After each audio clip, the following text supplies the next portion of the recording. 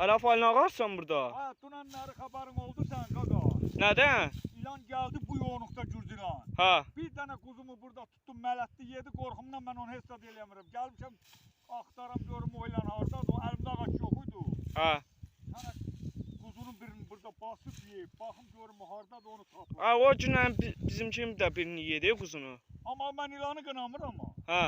Mən 20 ildir qoyun saxlayam, hələ quzunun birini yeməmişdim. Ha.